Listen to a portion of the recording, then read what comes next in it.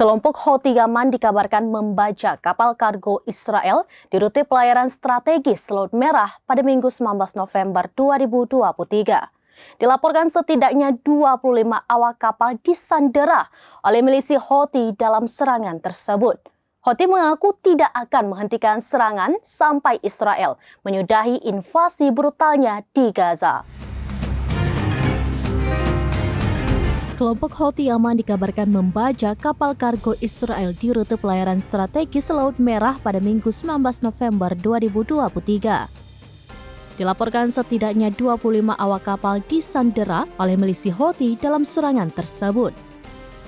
Kelompok Houthi Yaman menegaskan pihaknya akan terus melakukan serangan dengan target kapal-kapal di perairan internasional yang dimiliki Israel. Houthi mengaku tidak akan menghentikan serangan sampai Israel menyudahi invasi brutalnya di Gaza. Mengutip AP via Tribunnews pada Senin 20 November 2023, semua kapal milik Israel maupun yang berurusan dengan bantuan dan sejenisnya untuk Zionis akan menjadi target penyerangan yang sah oleh Houthi. Pembajakan kapal oleh Houthi Yaman ini juga dibenarkan oleh kantor Perdana Menteri Israel Benjamin Netanyahu. Kapal pengangkut kendaraan Galaxy Leader ini bergerak dan berafiliasi dengan miliarder Israel. Dari laporan, setidaknya 25 awak kapal yang disandera memiliki beragam kewarganegaraan, termasuk Bulgaria, Filipina, Meksiko, hingga Ukraina. Netanyahu menyebut aksi Houthi adalah bentuk teror dari Iran.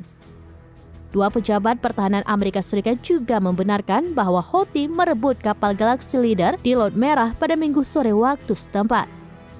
Menurut kedua pejabat tersebut, para milisi Yaman turun ke kapal kargo dengan melakukan penyerangan dari helikopter.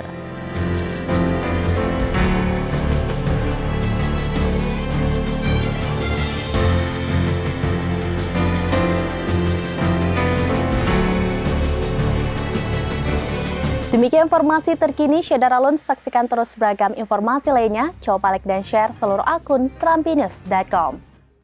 Download Tribun X sekarang, menghadirkan lokal menjadi Indonesia.